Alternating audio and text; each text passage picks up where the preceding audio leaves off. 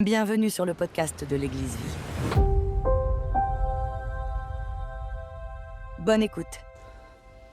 Ok. Bon, on va le connaître plus. Je veux, donc c'est un choix. On va lire simplement un verset. On lira d'autres versets.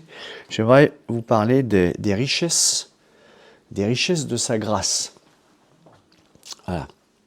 Et on va donc s'attarder sur Éphésiens, au chapitre 1. Éphésiens 1.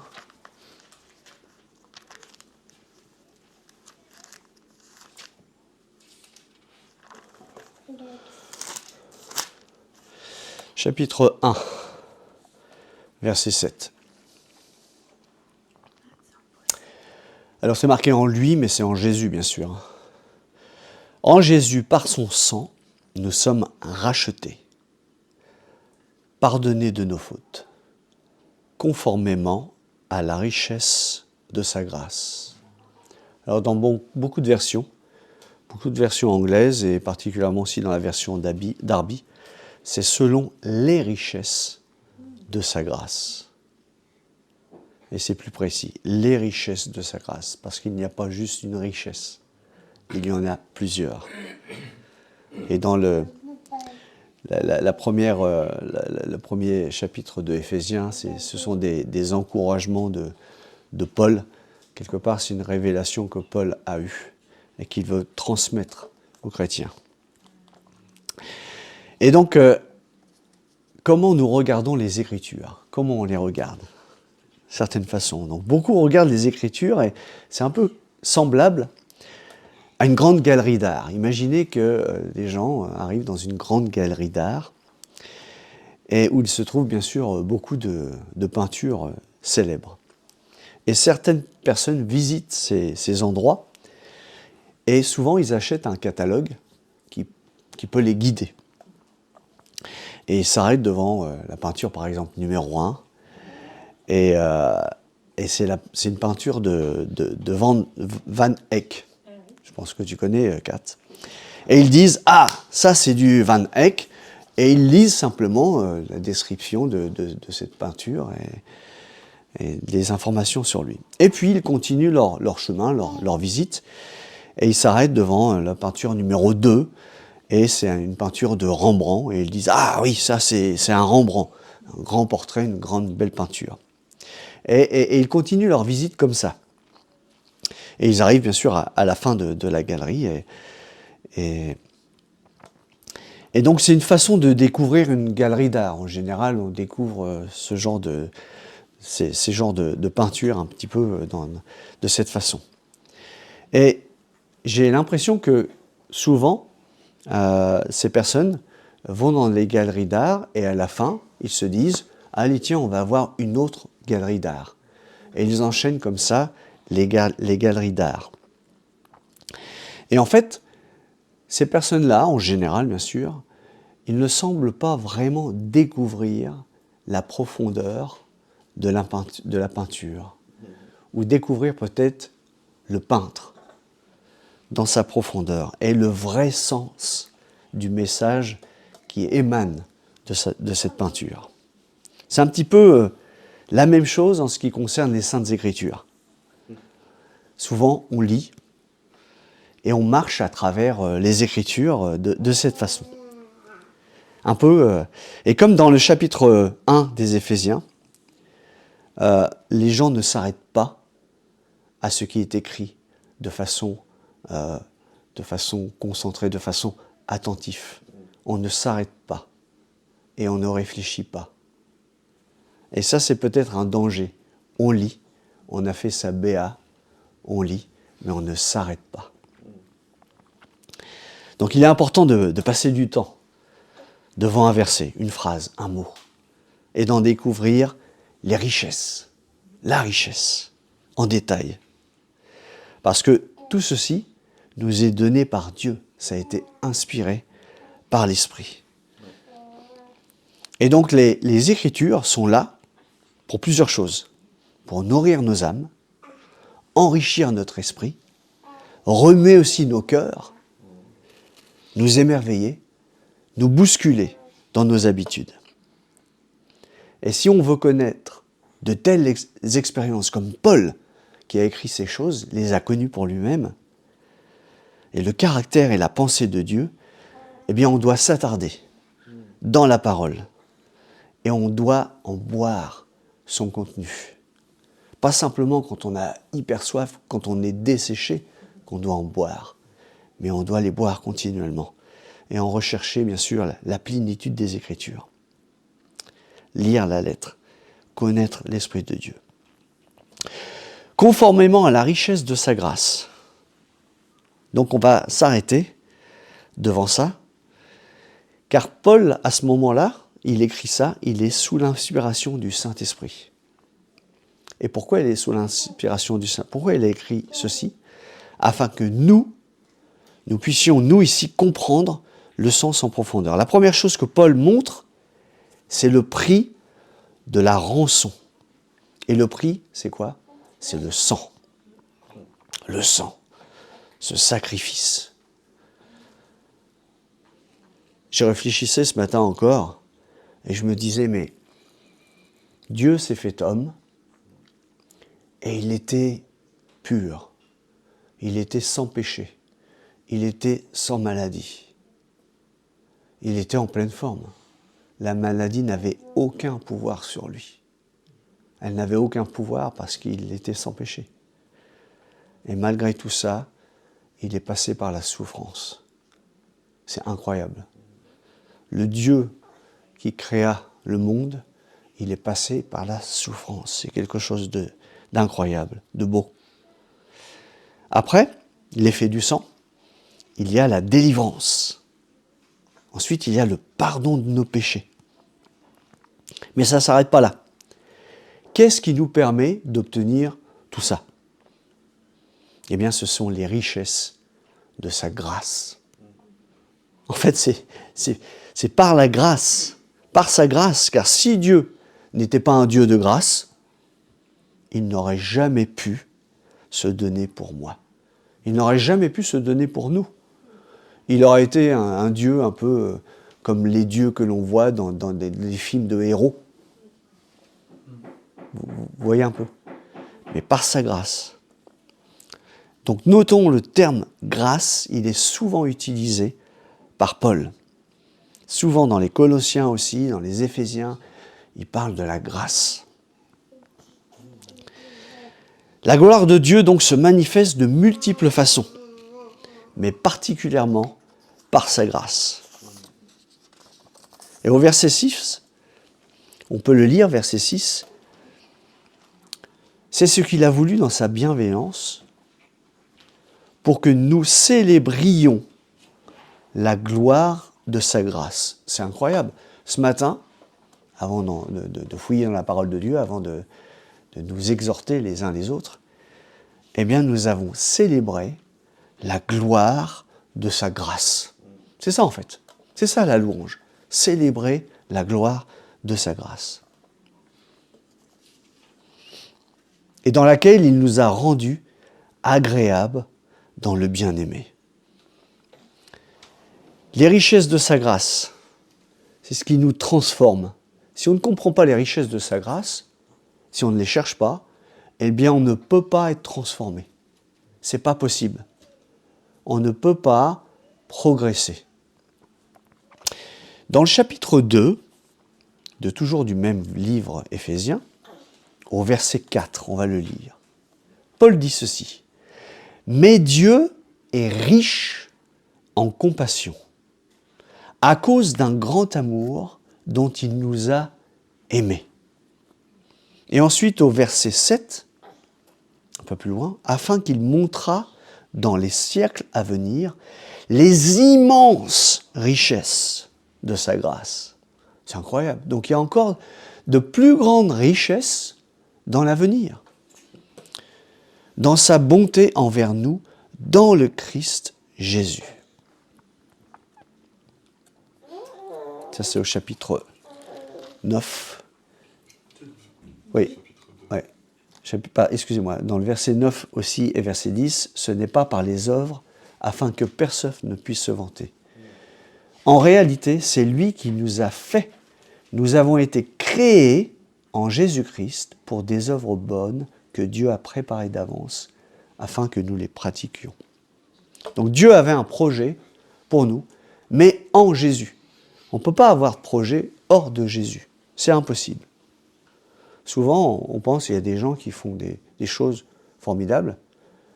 Ils ont des projets humanitaires, mais ce n'est pas en Christ. Et Dieu a un projet en Christ. Je réfléchissais encore ce matin et je me suis dit, mince, le début du monde et de sa fin ne sont qu'une infime partie des richesses de sa grâce. Ce n'est qu'un petit temps par rapport à l'éternité que Dieu a pour nous et que Dieu représente. C'est vrai, hein? C'est incroyable. Depuis la création du monde et la fin du monde, ça ne représente qu'une infime partie. On va aller un petit peu plus loin, dans le chapitre 3 et au verset 8, toujours des Éphésiens. Moi qui suis le plus petit, Paul dit ça avec humilité, moi qui suis le plus petit de tous les saints, j'ai reçu la grâce d'annoncer parmi les non-juifs les richesses infinies de Dieu, de Christ. Les richesses infinies. Donc Paul, il a connu en fait cette grâce, la première grâce, où ça? Sur le chemin de Damas. Et lui qui a été un persécuteur du corps de Christ, il était injurieux. Il insultait la personne de Christ. Il était orgueilleux. Il se vantait de faire ce qui était juste en tant que religieux respectable, respecté des autres. Et il faisait tuer des gens. Mais il a été pardonné. Il a reçu cette grâce. Et plus encore, il a été appelé à être un apôtre, un prédicateur de l'Évangile, un émissaire parmi les non-juifs. Et alors qu'il se regarde, il se dit, est-ce que c'est possible? Saul de Tarse, qui est devenu Paul l'apôtre. Suis-je le même homme? Comment expliquer que je sois ce que je suis maintenant? Est-ce qu'on ne pourrait pas se poser la même question, nous, quand on se regarde devant un miroir? La grâce de Dieu est venue sur nous. Quand on regarde peut-être, je ne sais pas, notre famille, quand on regarde nos ancêtres, on se dit, mince, la grâce de Dieu est venue sur moi. La grâce de Dieu, les richesses sont venues m'inonder.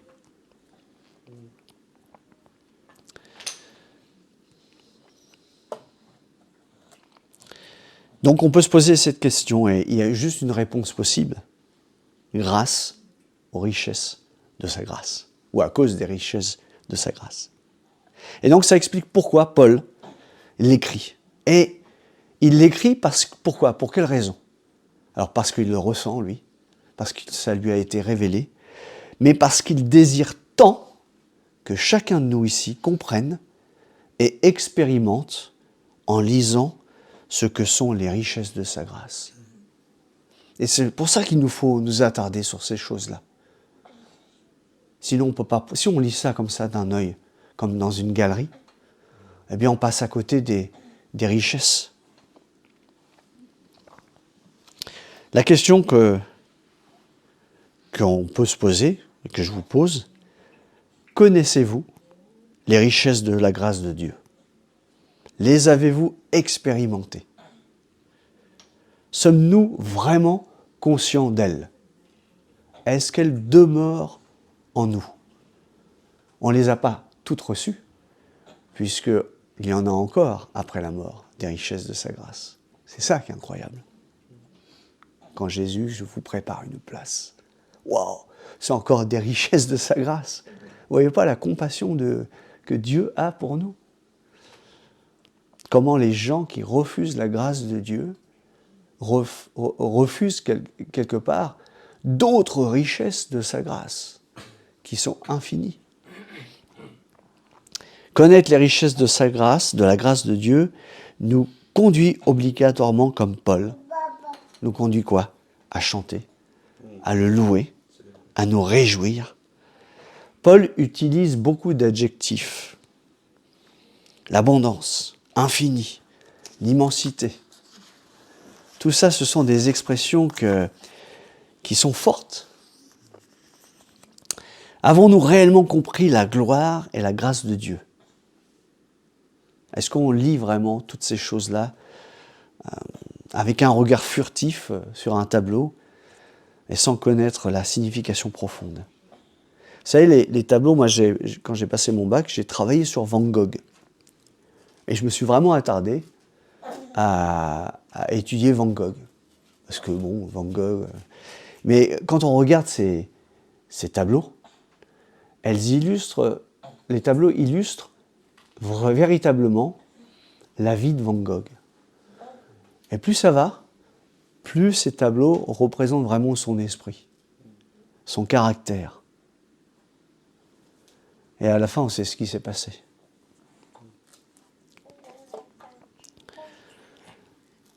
Et pourquoi beaucoup de chrétiens se plaignent? C'est vrai que ça arrive. Les chrétiens qui se plaignent, qui gémissent et qui sont misérables et vraiment qui n'attirent personne. Moi, quand je vais voir un tableau, il y a des tableaux vers lesquels je suis attiré, puis il y en a d'autres qui me donnent des frissons. J'exagère peut-être, mais où il y a un problème quelque part. Et je me dis, mais il y a des chrétiens qui sont un peu, nous sommes des tableaux qui représentent la gloire et les richesses de sa gloire. Et donc, s'il y a un problème, c'est qu'on n'a pas compris les richesses de sa gloire. On doit les transporter avec nous. Alors, pourquoi ces personnes sont comme ça? C'est parce qu'ils ne voient pas et ne comprennent pas ces richesses merveilleuses, ou ils ne les ont pas acceptées, ou alors ils ne les ont pas expérimentées dans la plénitude de la grâce. Celle qui change n'importe quel être humain. D'ailleurs, je l'ai lu, hein. Même les sauvages, même les barbares sont changés. Donc si un barbare peut être changé, et que nous, en tant que chrétiens, nous ne disons peut-être pas barbares, et on a encore des difficultés, on tire la tronche, ou on n'est pas rayonnant, on n'est pas souriant, c'est qu'il y a un réel problème avec les richesses de sa grâce qui ne sont pas encore en nous. Donc quand on est émerveillé, on est en extase devant cette grâce, vous savez ce que cela s'entend, cela se voit. Et on commence à vivre le véritable sens de ces richesses. Il y a un prix de ces richesses, de sa grâce. Est-ce qu'on peut estimer, quelle estimation donnons-nous à ces richesses? On estime toujours les tableaux. Les tableaux de Van Gogh, c'est des millions. Mais franchement, est-ce que ça vaut vraiment des millions? Quand on regarde ce tableau avec les corbeaux, avec ce champ vraiment perturbé, avec les nuages, enfin je veux dire, ça vaut pas des millions. Seulement, les hommes ont estimé que c'était un tableau formidable qui représente vraiment l'esprit de Van Gogh, tout simplement. Quelle estimation donnons-nous aux richesses de Dieu? Paul déclare que l'amour de Christ dépasse toute connaissance. Donc on va regarder la valeur de ce tableau. À combien estimons-nous la grâce de Dieu? Donc son sang. À combien on estime son sang? À combien on estime la rémission de nos péchés? À combien on estime son pardon? À combien on estime, allons plus loin, l'héritage qu'il nous donne? À combien on estime tout ça? À combien on estime notre vie éternelle? Il y a beaucoup de chrétiens aussi qui préfèrent rester chez eux en se disant on en connaît déjà assez de Dieu, on va manquer une rencontre, c'est pas grave, il va prêcher là-dessus, j'en sais déjà beaucoup. Mais c'est comme si je lisais quelque chose dans la Bible et puis ça y est, je mets un trait. J'ai déjà vu, Je passe à autre chose. Je suis rentré déjà dans cette galerie des Écritures. Ouais, je connais, c'est bon, quoi. Je passe à autre chose. C'est bourré, ça a été inspiré par le Saint-Esprit. Comment on peut dire, Saint-Esprit, oh, je connais, c'est bon. Je l'ai déjà expérimenté une fois dans ma vie, je veux passer à autre chose. Terrible.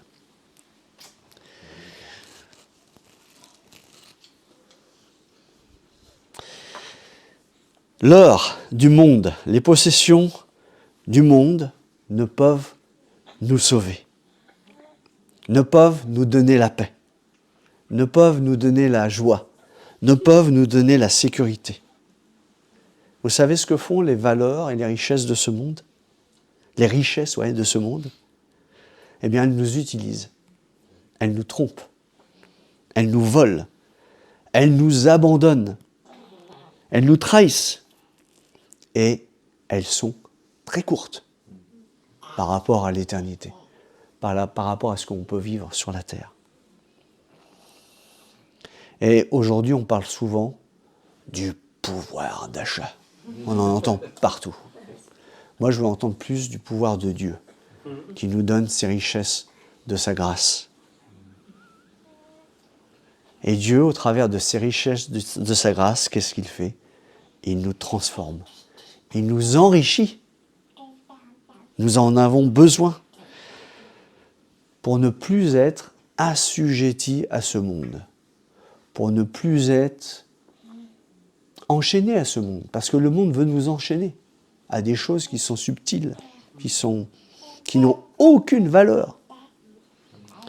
Mais, merci Seigneur, parce que nous choisissons d'être en extase devant de telles richesses que seul Dieu peut donner, au travers de son sang, de la rémission de nos péchés, de son pardon. Nous obtenons et nous profitons de ces richesses. Ce sont les nôtres. Personne ne peut les enlever. Personne. Bien sûr, ce sont les nôtres si, il y a toujours un si. Si nous avons le désir de les rechercher et de les découvrir. C'est comme un trésor. On sait qu'il est là et je vais creuser. C'est important. Dieu nous a adoptés. Dans Jean 1, versets 12 et 13, il est dit ceci. Écoutez bien. Jean chapitre 1, versets 12 et 13. Mais à tous ceux qui l'ont accepté, à ceux qui croient en son nom, elle a donné le droit de devenir enfants de Dieu. Puisqu'ils sont nés non du fait de la nature, ni par une volonté humaine, c'est incroyable ça, ni par la volonté d'un mari, mais qu'ils sont nés de Dieu. Waouh! Tout ce qui est né du monde, tout ce qui est né de la chair, reste de chair. Et tout ça, ça va partir en poussière. Mais tout ce qui est né de Dieu sera éternel. C'est pas merveilleux ça? Dieu nous a adoptés, on est ses enfants. Et donc toutes les richesses de sa grâce, c'est pour nous. Si je suis né de Dieu, donc je dois chercher, regarder et comprendre les richesses de sa grâce. J'aimerais terminer dans Ésaïe 55 au verset 1. Vous connaissez? Oh, vous le connaissez. Clara, elle connaît parce qu'elle a étudié Ésaïe de long en large. Mais elle doit revenir pour rechercher encore les richesses de sa grâce, comme moi d'ailleurs. Vous tous qui avez soif, 55 verset 1. Vous tous qui avez soif, venez vers l'eau. Même celui qui n'a pas d'argent. C'est formidable ça. Venez acheter et manger. Venez acheter du vin et du lait sans argent, sans rien payer. Pourquoi dépensez-vous de l'argent pour ce qui ne nourrit pas? Pourquoi travaillez-vous pour ce qui ne rassasie pas? Écoutez-moi, vraiment, et vous mangerez ce qui est bon. Vous savourez les plats succulents. Et dans Jean 4, verset 14, il est dit, « Celui qui boira de l'eau que je lui donnerai n'aura plus jamais soif. Et l'eau que je lui donnerai deviendra en lui une source d'eau qui jaillira jusque dans la vie éternelle. Donc s'il n'y a pas d'eau qui jaillit de nous, qui ne fait pas envie, eh bien on est comme une peinture de Van Gogh. C'est terrible ça. Comme je vous l'ai dit, il y a des chrétiens qui ne sont pas, qui sont misérables. Ce n'est pas des chrétiens d'ailleurs. Mais non, quelque part oui, ou alors ils sont en grand danger. Mais voilà, deviendra en lui une source d'eau qui jaillira. Donc ça jaillit pourquoi ? Pour éclabousser les autres. Pour éclabousser ceux, et Paul a écrit ces choses, parce que ça jaillit de lui. Et il désire, il a écrit ça, pour que ça jaillisse sur nous. Et aujourd'hui, 2000 ans plus tard, ça jaillit sur nous. C'est incroyable les richesses.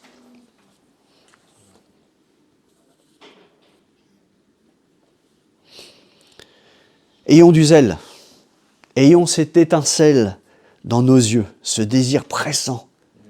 Ça se voit dans nos vies, dans nos conversations, dans nos priorités.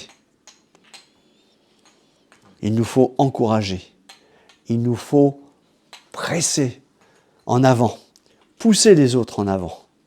Alors oui, certains refuseront, ça c'est clair, mais il nous faut continuer. Et donc je vous encourage tous à lire, à porter un regard sur les Écritures, non pas avec un œil léger, mais un œil averti. Bien sûr, il y a des choses dans les Écritures que nous ne comprenons pas, mais essayons de plonger notre esprit, comme hier un peu. Clayton jouait avec moi aux échecs, et à un moment donné, il s'est pris la main dans sa tête, mais il a essayé de plonger son esprit sur les échecs. Mais voilà, c'est comme ça qu'on doit dire la parole de Dieu, avec un œil affûté.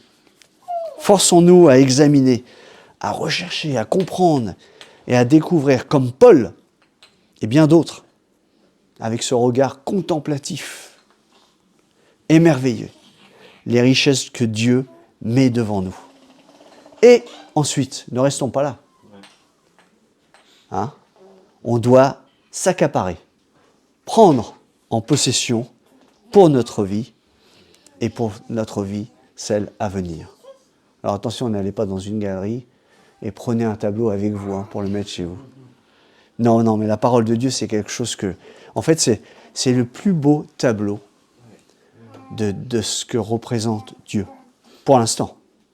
Parce que quand on sera dans l'éternité, on verra encore un autre tableau qui sera merveilleux. Voilà, je voulais vous encourager par rapport à cet encouragement que Paul nous donne. Merci Seigneur. Amen. Vous venez d'écouter le podcast de l'Église Vie. À bientôt.